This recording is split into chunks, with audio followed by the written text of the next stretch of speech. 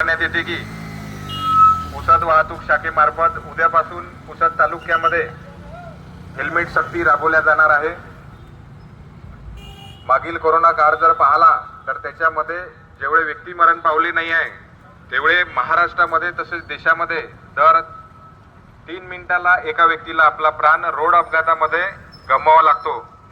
मागच्या वर्षीची जर आकडेवारी जर पाहिली तर मागच्या वर्षी महाराष्ट्रामध्ये 20,000 लोक फक्त ॲक्सिडेंट मध्ये मरण पावलेले आहे।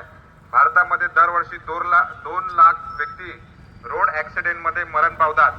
पुसद तालुक्यामध्ये मागच्या वर्षी एकूण 40 लोक रोड अपघातामध्ये मरण पावलेले आहे आणि त्याच्यामध्ये जास्तीत जास्त प्रमाण म्हणजे 90% जे प्रमाण आहे ते दुचाकी धारकाचे आहे आणि दुचाकी धारकामध्ये ॲक्सिडेंट जे झाल्याचं कारण आहे ते फक्त आणि फक्त हेल्मेट न वापरल्यामुळे झालेलं आहे।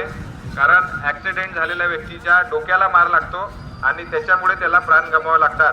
हेल्मेट जर घातलं तर आपल्याला किरकोळ बॉडीवर कुठे जखम झाली त्याच्यावर उपचार करता येतो, पण हेड इंजुरी जर झाली तर त्याचा उपचार लवकर होत नाही आणि त्याच्यामुळे आपल्याला प्राण गमवावा लागतो। त्यामुळे माझी सर्व पुसद मधील नागरिकांना विनंती आहे की दुचाकी चालवताना हेल्मेटचा वापर करतील, स्वतःची काळजी तसेच आपल्या फॅमिलीची काळजी घेतील। तसेच 4 व्हीलर धारकांना सुद्धा विनंती आहे की सीट बेल्ट लावून 4 व्हीलर चालवतील।